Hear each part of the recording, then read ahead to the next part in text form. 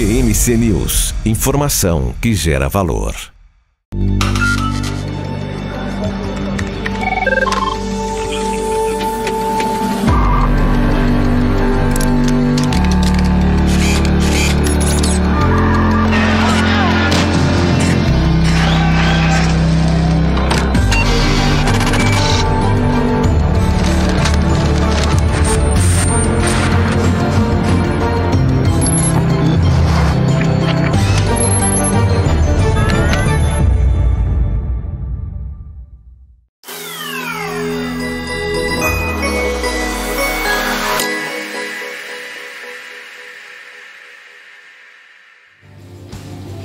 Boa tarde, eu sou Rafael Pasquarelli e juntamente com Felipe Ferreira vamos apresentar mais um programa Você com Dinheiro, o programa que trata de finanças e fundos de investimentos aqui na BMC News. Felipe, tivemos a eleição, primeiro turno, 2 candidatos foram para o segundo turno, obviamente, mas alguns achavam que isso não pudesse acontecer, aconteceu, e o nosso tema de hoje é estatais. Então, eu acho que vai ter uma diferença brutal na quantidade de estatais se um candidato ganhar ou se o outro candidato ganhar. A minha pergunta é, Felipe, estatal só tem no Brasil? Não. A maior empresa do mundo, com mais de 7 trilhões de valor de mercado, inclusive, é uma empresa com participação estatal. O problema não é ser estatal ou não é ter estatais ou não, é o que você vai fazer com elas e o lucro que elas geram, né? Em todos os mercados são pesquisadas providências para que as empresas estatais consigam ter um bom nível de gestão, mas sobretudo é capturado que empresas estatais listadas em bolsa pagam um prêmio por serem estatais. Então, só pelo fato de uma empresa ser estatal, ela vai ser negociada a um múltiplo um pouco pior do que outros pares, ok? Mas não, respondendo objetivamente sua pergunta, a estatal não é uma jabuticaba, não é uma coisa só de Brasil, existe estatal em todo lugar, e aí a questão é como e o que nós vamos fazer com as nossas estatais. Felipe, eu quero que você seja um pouco mais específico, porque pode até ser que estatal existe em qualquer lugar do mundo, mas estatal com ações negociadas em bolsa existem ou existiram em todos os países do mundo, ou pelo menos se você consegue me dar exemplos de países capitalistas, porque se você me coloca países semi-socialistas que tem uma bolsa ali só para inglês ver, também não conta.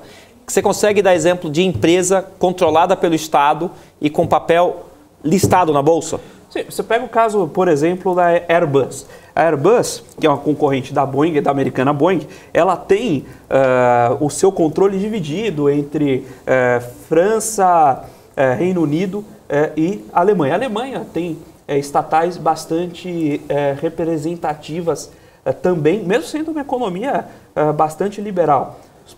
Os Estados Unidos, na recente crise de 2008, utilizaram do artifício de fazer investimentos em empresas que estavam indo para situações mais duras para recuperar essas empresas. Então, é comum que estados tenham participação em empresas. Aí, de novo, a questão é como e o que você vai fazer com essas participações em seguida. Mas não é uma questão estritamente brasileira, não é uma questão estritamente de países mais à esquerda no espectro político terem estatais. O problema é usar as estatais como aparelhamento, mas aí foge a regra de mercado de capitais. O que você quer dizer, Felipe, quando você afirma que empresas estatais com controle estatal pagam um prêmio por terem esse tipo de controle? Você consegue tangibilizar o que você quer dizer? Sem dúvida. Imagina o seguinte, se eu tiver duas empresas, uma com capital, com participação do Estado e outra não, eu como investidor, você como investidor, provavelmente nós demandaremos mais retorno sobre aqueles papéis, justamente por esse fatorzinho de risco de ser estatal. Então, o que na prática acontece, uma forma de ver isso em números tangíveis, é observar que a mesma empresa vai ter um índice preço-lucro, por exemplo, maior quando ela não tiver participação do Estado. ela vai ter um índice preço sobre valor patrimonial maior por não ser do Estado, e o oposto acontece com as empresas estatais. E por que isso? Né? Acho que é importante a gente ir quebrando um pouco essa regra. As empresas estatais muitas vezes são punidas pelo mercado simplesmente pela incerteza. Né? Será que quando eu troco um determinado cargo político no país, eu mudo a política da empresa? Será que quando acontece um evento externo, eu mudo a política da empresa? Então, essas incertezas vão sendo somadas aos prêmios de risco dos papéis e diminuem o preço. A mesma coisa, e aí existe toda uma discussão de quanto a empresa está voltada ou não a dar lucro. Né?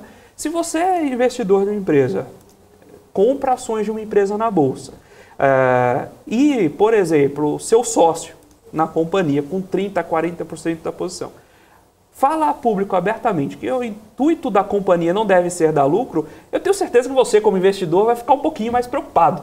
Né?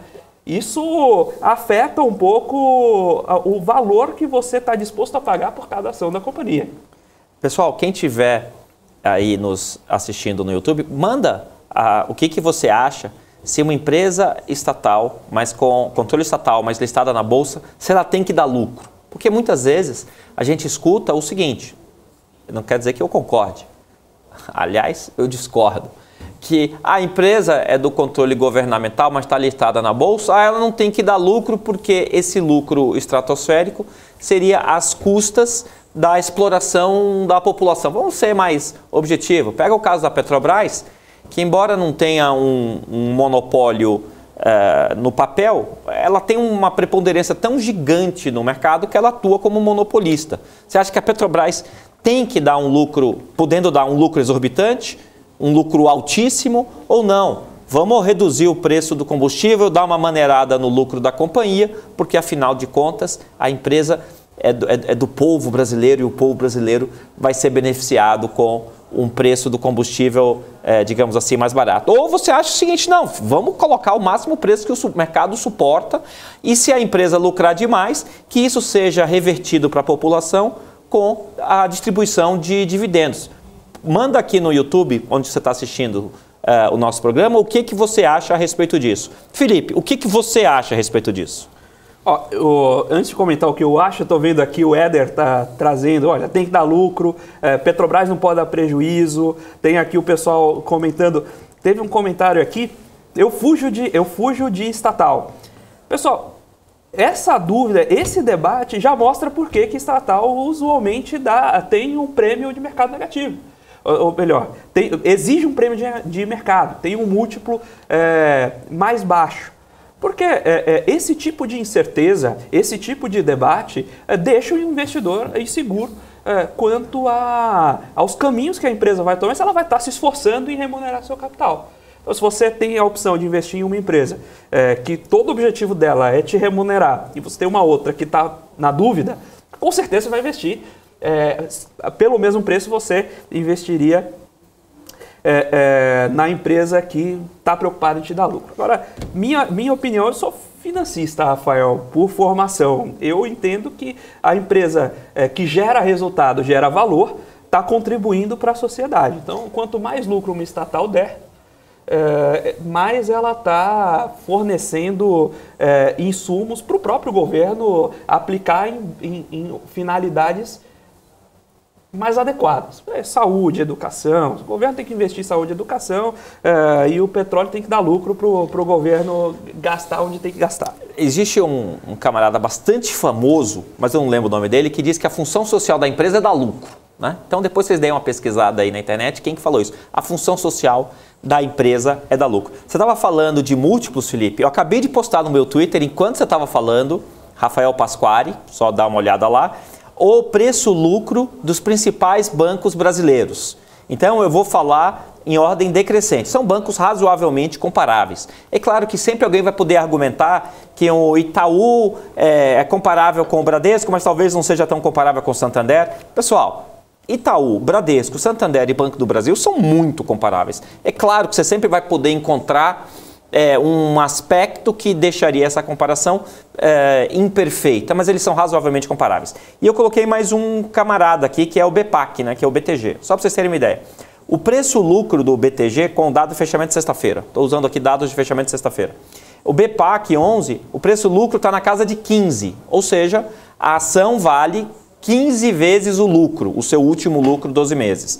O Itaú está na casa de 10, ou seja, uma ação do Itaú valeria em 10 vezes o lucro dos últimos 12 meses do Itaú.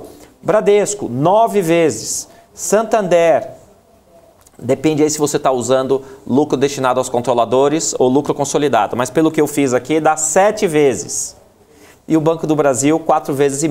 Então, olha a diferença. Você está falando aqui de um Itaú que vale 10 vezes o lucro, o Bradesco, 9 vezes o lucro, o Santander, 7 vezes o lucro e o Banco do Brasil, com boa vontade, 5 vezes o lucro.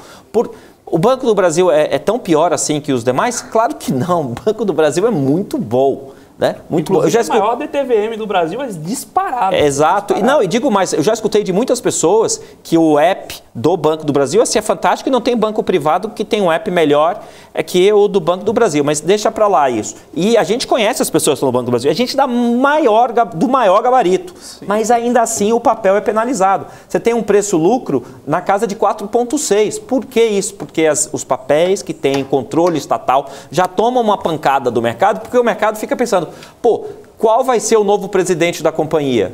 Será que o presidente vai dizer, o presidente da República, seja ele quem for, vai dizer que o Banco do Brasil não tem que dar lucro? Que o Banco do Brasil tem que cumprir a função social dele, dando crédito para quem mais precisa e talvez quem mais precisa não consiga pagar de volta? Então, o momento que a gente vive é muito propício para que esse tipo de discussão aflore. E aqui a gente procura não dar opinião. É muito difícil a gente falar e ser 100% isento. Eu acho que todo mundo que disser que é 100% isento, eu prefiro dizer o seguinte, eu tento ao máximo colocar os dados como eles são. E aí quem estiver nos assistindo interprete como quiser. A gente dá os dados como eles são e, eventualmente, dentro do possível, passar as devidas ponderações. Inevitavelmente a gente acaba tendo um viés ou outro de acordo com o nosso background. Isso é inevitável. Agora, o caso da estatal, ela vai trazer esse problema de custo de captação a mercado, que é um problema por um lado, mas a gente tem históricos muito interessantes de como essa colocação a mercado, ainda que um preço mais baixo, livra o próprio governo de grandes prejuízos, né? Tem um caso que eu acho que eu não tinha nem combinado isso com você antes aqui, Rafael. Mas ao aproveitar a sua presença de volta aqui, é muito bom ter o Rafael de volta na bancada aqui, em maneira em 3 dimensões. Rafael, eu acho que tem um caso que você conhece muito bem, que foi a colocação a mercado das telecoms, né? E de como isso melhorou a qualidade e diminuiu o preço. E as telecoms brasileiras davam muito prejuízo. Então, olhar hoje e falar, puxa, mas elas foram vendidas por algumas centenas de milhões na época, parece muito pouco. Pensando nas empresas que elas viraram hoje. Mas se você olhar para as empresas que eram no passado, você viveu bem esse período do mercado, elas eram empresas que de fato valiam muito menos. O Felipe está sendo muito delicado e está me chamando de velho. Felipe, tudo bem, eu entendi. Mas efetivamente, você pega hoje aquilo que a gente chama de Vivo, né? Vivo, que antigamente, qual era a companhia, né? Telefônica. Não, e antes da Telefônica? Telesp. Telesp, celular. Em 1996, celular era sinônimo de status. Celular, em 1996, 1997, era sinônimo de status. O cara pegava o Motorola dele, abria e depois ficava se exibindo com a mão aqui na cintura, nas cadeiras. E hoje, o celular é algo que tem mais celular do que habitante no Brasil. Então, isso não poderia ter acontecido com investimento público. Foi necessário que houvesse privatização.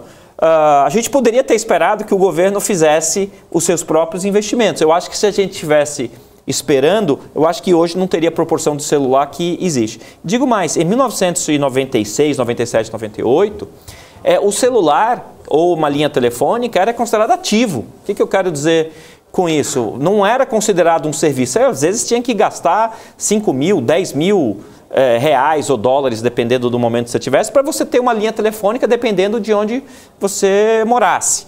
E então a Telesp celular fazia o que podia enquanto estatal, mas não dá para competir com a dinâmica do capital privado investindo nesses setores, né? Eu lembro que eu sou engenheiro de telecomunicações e eu vivia o boom das telecomunicações no Brasil. Se você não sabe, em 1997, 98, quando começou o celular, quem recebia a ligação pagava. Não sei se você lembra disso. Você que é mais velho, tem uns cabelos brancos ou nem cabelo tem.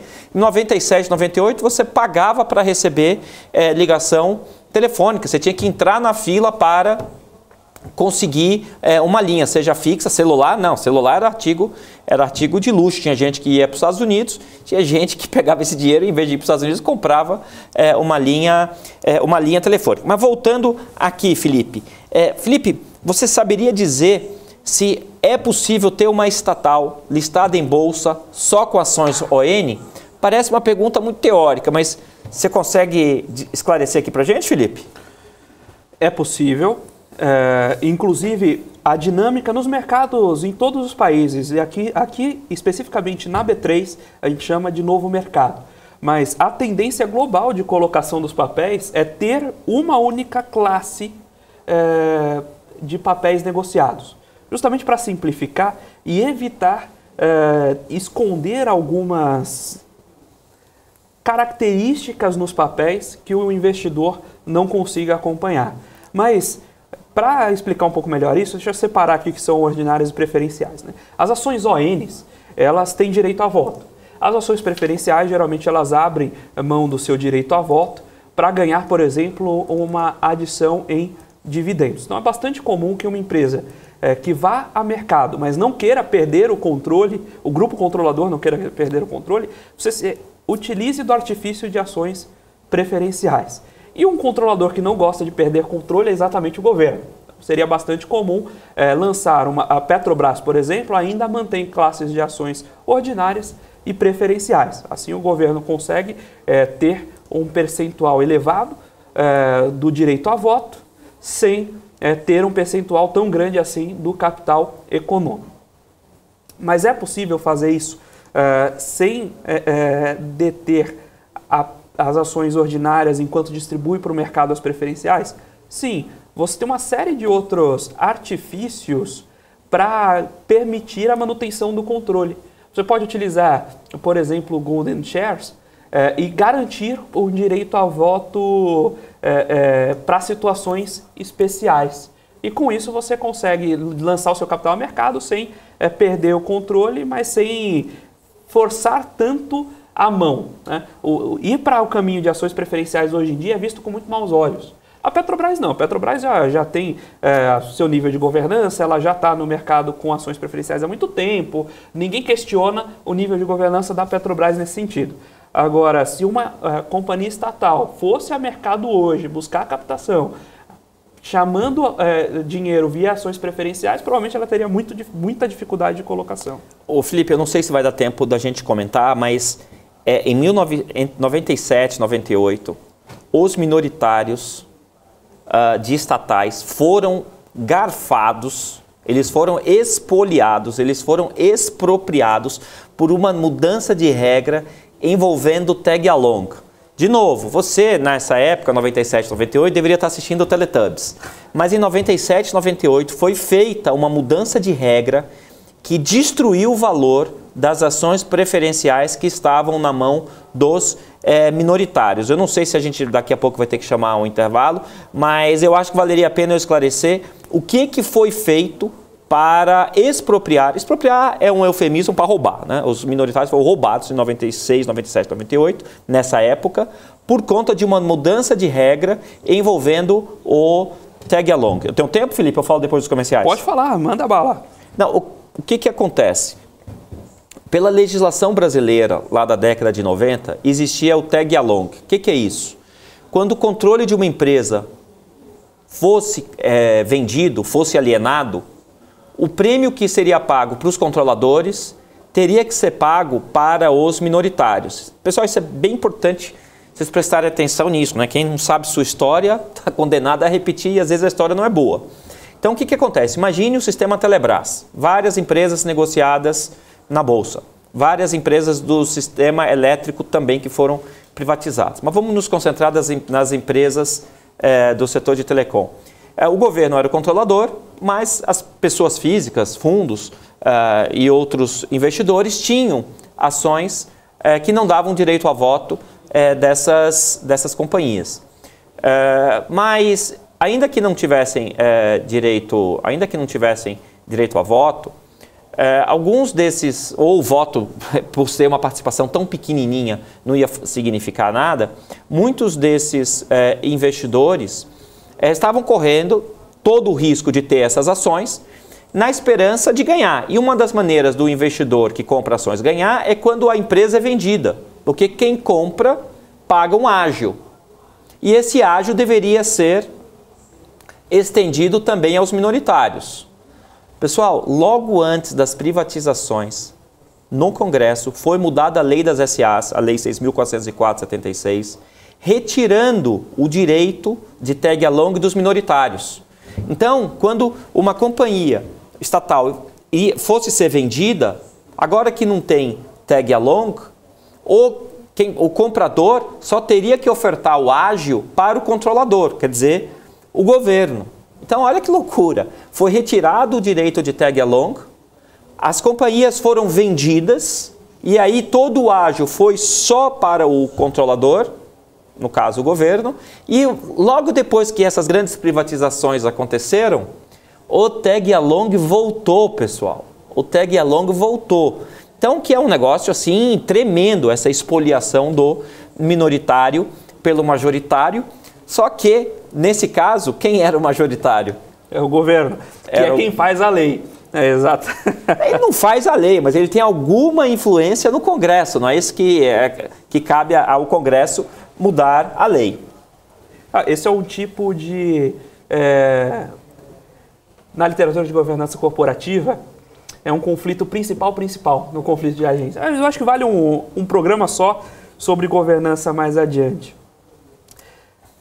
Rafael, um ponto importante, você me perguntou sobre o lucro das estatais. Você tem, não sei se você consegue ter esse número, mas quanto, por exemplo, uma Petrobras gera de valor, distribui de valor para o governo? Aí pensando tanto em termos de tributação, quanto enquanto ela distribui como parcela do lucro para o controlador. Muito bem. Existe uma demonstração que está na CVM, chamada demonstração de valor agregado.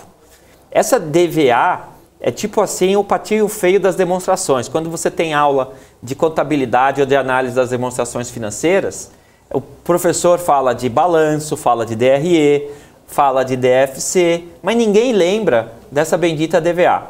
E nessa DVA é evidenciada como a riqueza é criada, como o valor agregado é criado e como ele é repartido entre os acionistas da empresa, o governo, os funcionários.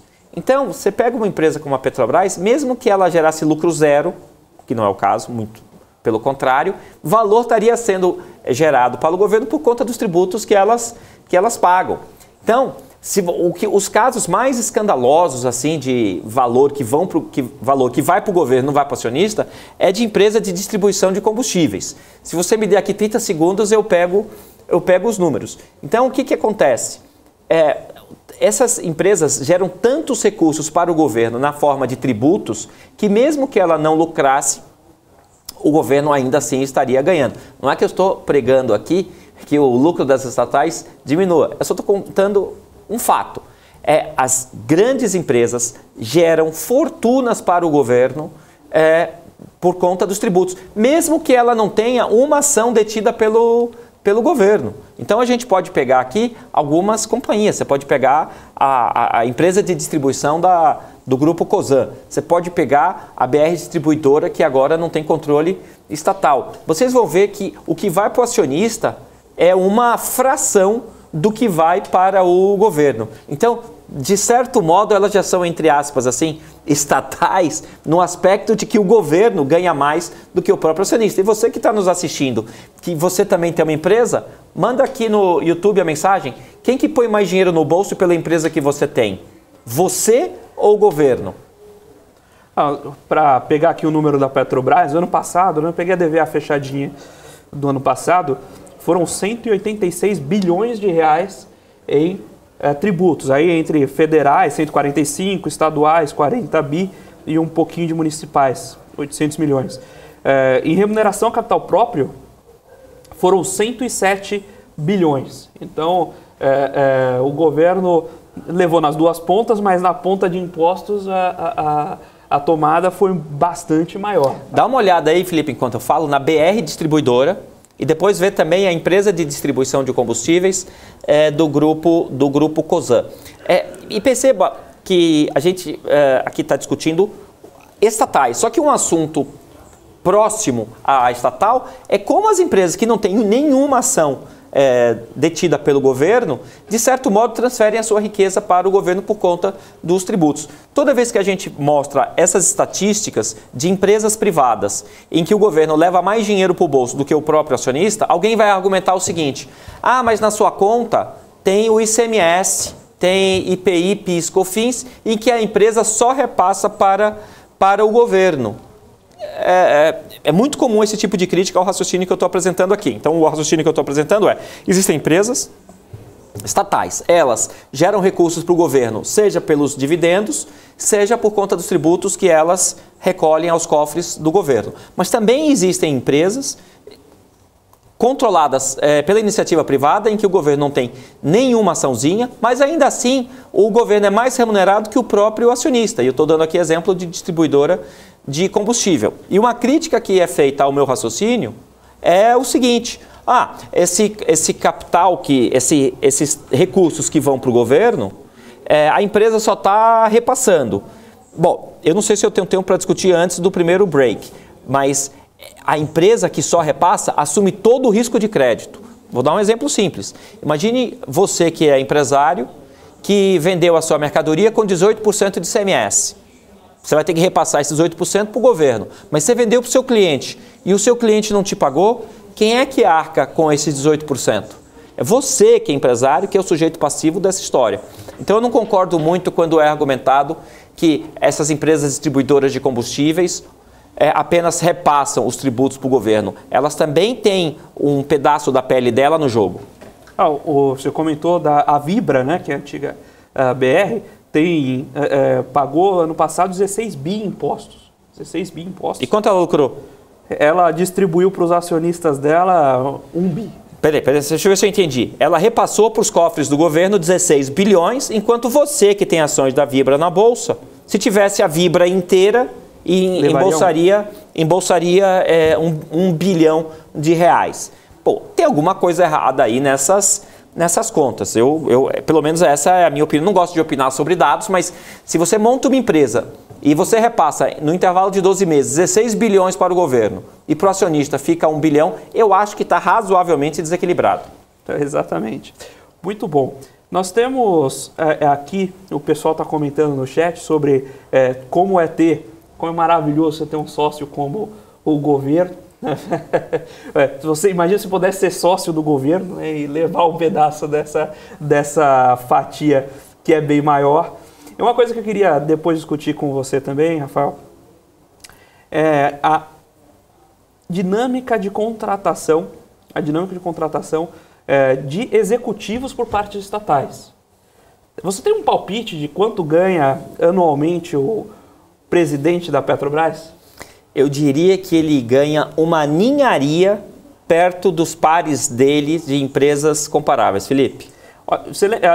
Não faz muito tempo a gente estava discutindo a remuneração do pessoal do Nubank, né? Mas aqui a gente consegue puxar rapidamente também a remuneração dos executivos da Petrobras. E o executivo mais bem pago no ano de 2021 recebeu 3 milhões de reais no ano. 3 milhões de reais no ano. Você acha que isso é muito ou pouco, Rafael? A gente pode fazer o seguinte: o Brasil é um país muito desigual. Existem pessoas que não vão ganhar 3 milhões nem que juntasse 10 vidas do cara. Então, nesse aspecto, 3 milhões é muito. Mas eu não acho que esse seja um raciocínio correto, porque você tem que comparar com as mesmas funções de empresas similares. Então, 3 milhões de reais para um executivo da Petrobras, pela responsabilidade que ele tem, eu acho que é uma ninharia. Que minha frase não seja tirada de contexto. Eu não estou dizendo que 3 milhões é pouco. Então aqui o Rafael Pasquarelli acaba de afirmar que 3 milhões é um salário... É um salário franciscano, considerando uma empresa de petróleo que é uma das maiores do mundo. Felipe, nós não coloque palavras na minha boca, Felipe. Então, com essa frase, né, 3 milhões por ano, salário franciscano, eu queria chamar aqui o break, mas depois eu vou comentar com vocês, vou compartilhar com vocês quanto ganha, para vocês terem um título de comparação, quanto ganha o presidente da CVC. E aí a gente vai discutir em cima disso, mas vamos puxar o break, 1 minutinho e a gente já volta.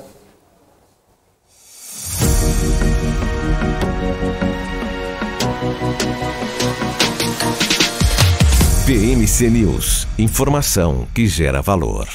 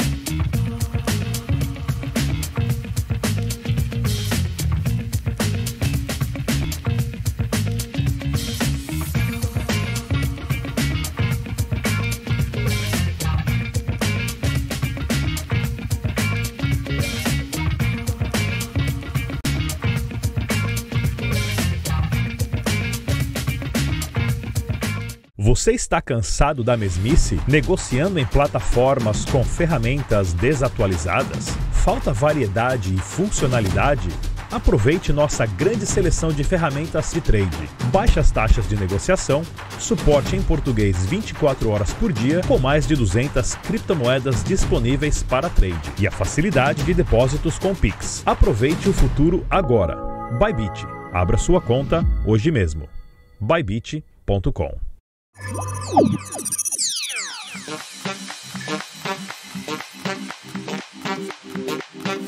Entendemos completamente os sistemas, tecnologia e infraestrutura necessários para criar o ambiente de negociação ideal para os nossos clientes. E o Trader Active conta com vantagens que fazem toda a diferença no dia a dia de operações. Aqui você pode negociar com as plataformas mais poderosas do mercado financeiro.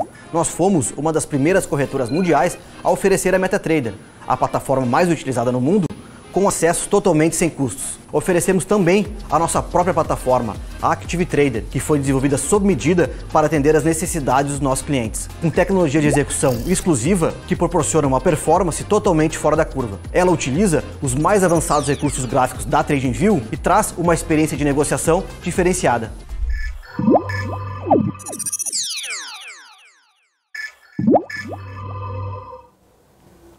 Pessoal, estamos aqui de volta.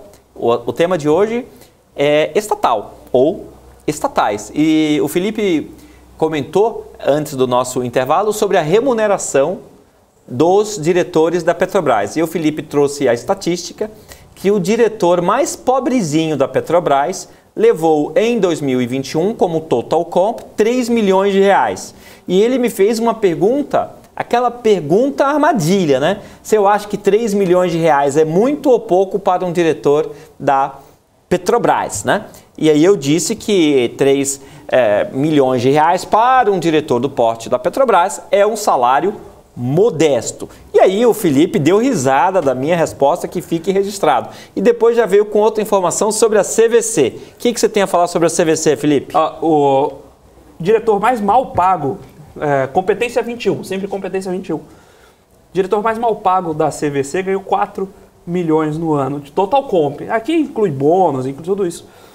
passa aqui nessa remuneração. O mais bem pago ganha 17,9 milhões no ano.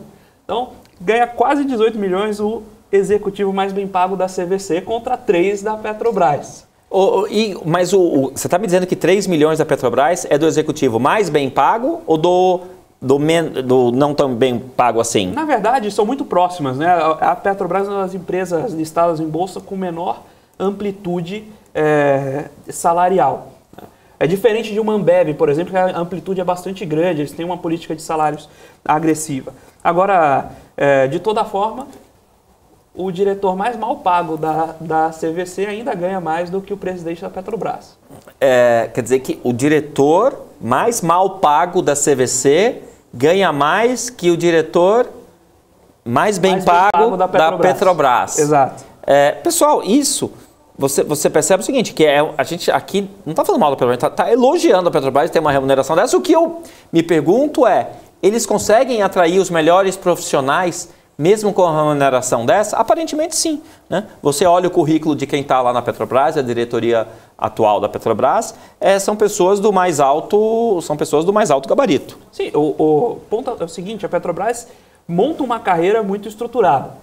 Então, ela consegue encontrar bons profissionais dentro do seu próprio time. Agora, esse passa sim a ser um problema para estatais para buscar talentos no mercado. Então, por exemplo, digamos que o Banco do Brasil, que é um banco a Petrobras não tem tantos concorrentes locais, né? Então seria uma comparação difícil. Mas se um Banco do Brasil precisa buscar um novo presidente, beber na fonte do Santander, por exemplo, seria muito complicado. É muito difícil. Aí você acaba... não estou dizendo que é impossível, o presidente pode ir por outras motivações, enfim, extra remuneração local, mas é um desafio para as estatais conseguir vencer essa barreira da remuneração. Felipe, eu tenho uma pergunta para você, mas depois você responde, eu já vou engatar mais outra. A pergunta é o seguinte, imagine que você seja diretor da Petrobras ganhando 3 milhões de reais por ano. Por ano. Aí você vai num encontro com o diretor da CVC, lá, que ganha 16 milhões de reais. Você ficaria envergonhado por ganhar tão pouco? Boa pergunta. Bom, eu tenho outra questão aqui. Eu peguei as participações que o BNDES tem. Ou seja, o BNDES é um órgão do Estado. O BNDES tem participação em várias empresas e essas empresas não são estatais. Mas eu estou vendo aqui uma lista, Felipe, de mais de 20 empresas em que há a presença do dinheiro do Estado em companhias privadas, não necessariamente controladas pelo Estado. Eu vou citar algumas, só para vocês saberem o que eu estou fazendo, só para vocês saberem a fonte da informação. As companhias abertas, elas têm que mandar para a CVM, periodicamente, um informe chamado formulário de referência. Então, o formulário de referência, a própria companhia fala para a CVM quem são seus acionistas. Então, perceba, eu não contratei um batalhão de estagiários para sair, eu bem poderia ter feito isso, mas não fiz, para descobrir essas informações. Eu simplesmente robotizei a busca dos formulários de referência na CVM. Então a gente consegue ver aqui que o BNDES Participações tem participação, obviamente, tem aqui uma participação na Petrobras. Deixa eu ver de qual data é essa informação. É uma data de 20/9/22. Então, só para vocês terem uma ideia, a BNDES Participações, data da informação 20/9/22. Então, suponho que ela não tenha mudado de 29 até hoje. Ela tem nada mais, nada menos que 900 milhões de ações PN da Petrobras e isso faz 16,07% das preferenciais da Petrobras. Repito, BNDES Participações tem, segundo os dados do formulário de referência de 29/22, 16% das preferenciais da Petrobras. Beleza, mas a Petrobras é controlada pelo Estado. Agora vamos pegar uma que não é controlada pelo Estado, JBS. Eu tenho aqui informações de 22/9/22. Então, uma informação oficial da própria JBS de 22/9/22. Qual é a chance de não ser a informação que eu estou falando? Só se a empresa vendeu, só se o BNDES Participações vendeu a participação que eu estou falando aqui entre 22/9, ou seja, tem uma semana, 10 dias, e hoje. Felipe, quanto que o BNDES tem da JBS? Não sei. Agora eu não sei se fico feliz ou triste, porque o BNDES deve ter feito uma grana imensa com essa participação. Exato, porque do jeito que eu estou falando, parece que o BNDES fez asneira com ações da JBS. Não, ele deve ter feito uma fortuna. Não, ele ganhou bilhões de reais nessa operação da JBS. Eu confesso que se fosse na minha mão, eu já teria vendido há muito tempo. E aí é por isso que eu sou professor, não sou gestor, né? 23%. Inclusive, o pessoal comentou aqui que a gente olha para o computador, a gente deve estar fazendo trade enquanto faz o programa. Pessoal, a gente não faz nenhum trade enquanto faz o programa. Fiquem tranquilos, nem no intervalo. Né? A gente não está fazendo trade aqui, porque como o Rafael falou, acho que a gente dá aula melhor do que faz trade, né? Eu acho que quem sabe faz e quem sabe menos assim explica. Então, só voltando aqui, Felipe... o que acontece aqui? Então, deixa eu pegar aqui o dado da JBS. Pelo dado do formulário de referência do dia 22/9, a BNDES Participações tem 23% do capital da JBS SA. É muita grana, Quantos por cento? 23,16. Bom, eu estou olhando formulário de referência do dia 22/9/2022. Isso vale quanto? 14,97 bilhões. Deixa eu ver aqui, deixa eu atualizar aqui. Eu vou colocar aqui o dado do dia 30, mas dá uns 15 bilhões de reais. É um troco, você entendeu? É um troco. Depois, posso falar outra empresa? Copel, Energisa e por aí vai. Eu estou olhando aqui mais de 20 companhias que o BNDES Participações tem. Se o BNDES vendesse essas participações, daria por baixo aqui uns 50 bilhões de reais com as cotações mais recentes que a gente tem à disposição. Então é importante vocês perceberem, pessoal, tudo informação pública, não estou falando nada aqui que tem um brother meu no BNDES, nada, só informação pública, a questão é de onde você pega de maneira mastigada todos esses dados. Eu estou dando uma olhada aqui na evolução de valor de mercado da JBS. Se a gente pegar a JBS no fim dos anos 10, né? Ali 2008, 2009, a empresa valia um pouco menos de 10 bi. Se hoje ela vale 56, e o BNDES, nessa posição aí o BNDES consegue fazer uns 10 ou 12 bilhões nesse trade. Eu não tenho dúvida que o BNDES opera melhor do que eu no mercado de ações. Muito bem, Felipe. Eu acho que a gente tem que chamar um break e daqui a pouco a gente volta com mais outro aspecto do tema estatais ou empresas que têm dinheiro do Estado para rodar. Até daqui a pouco.